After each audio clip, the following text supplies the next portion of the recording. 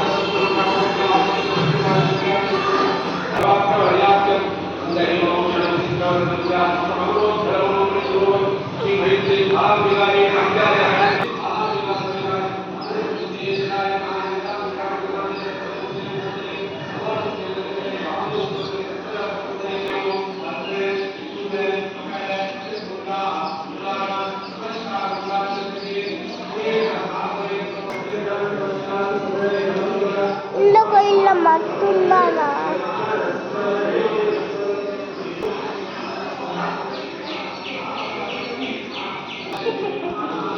சாமி நல்லா படிக்கணும்.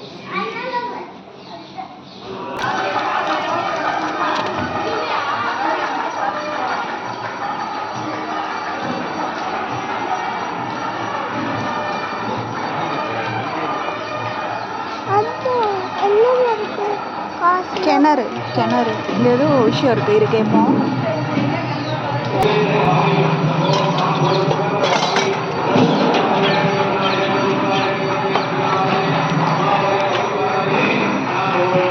எல்லா வேண்டுதலும் கல்யாணம் ஆகாது, படிக்கிறது, மார்க் எடுக்கணும், குழந்தை இல்லாதவங்க கூட பண்ணிட்டு. சரி, எவ்வளோ வருஷமா இருக்குது இந்த கோயில்? அது 24 வருஷம் ஆச்சாம்மா அவர் படிச்சு. அவர் சுயம்பா 24 வருஷம். இப்போ கொண்டாடுறாங்கடா. அங்கே டோக்கன் இது தராங்க, நோட்டீஸு. என்னைக்குன்னு பாருங்க, பால் அபிஷேகம் பண்ணிட்டு போங்க. கோயில் எவ்வளோ வருஷமா இருக்கு? கோயில் 2000 வருஷத்துக்கு மேலே ஆயிடுச்சான். ஆனால் இந்த போர் நடந்துச்சு இல்லையா? ஆமாம். முஸ்லீம்கெல்லாம் அப்போ சாமியை எடுத்துகிட்டு போய் சத்துவச்சேரியில் வச்சுட்டாங்க. வச்சு மறைச்சி வச்சுட்டு இருந்தாங்க.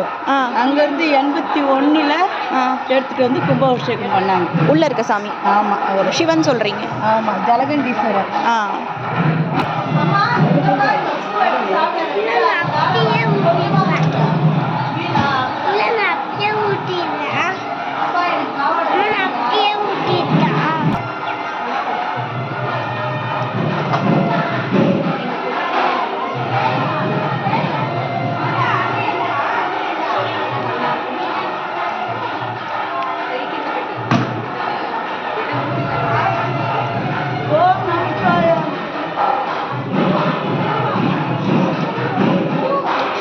சிவன் பார்த்திங்கன்னா நம்ம முன்னாடி ஒரு கிணறு பார்த்தோம் இல்லைங்களா? அந்த கிணத்துல 24 வருஷத்துக்கு முன்னாடி சுயம்புவாக கிடச்சதாக அவங்க சொல்லியிருந்தாங்க. அதுக்கப்புறம் நம்ம என்ன நினச்சாலும் இந்த சிவனுக்கு அபிஷேகம் பண்ணணும்னா அது நடக்கும் அப்படின்னு சொல்கிறாங்க. இந்த அபிஷேகம், இந்த தீர்த்தம் 10 ரூபாய்க்கு விற்கிறாங்க. அதில் வில்வ எல்லாம் பூவெல்லாம் போட்டு கொடுக்குறாங்க. இது பண்ணும்போதே என் மனசுக்கு ரொம்ப திருப்தியாக இருந்தது. நல்லா இருந்ததுங்க. இந்த கோயில் முடிஞ்சால் கண்டிப்பாக ஒரு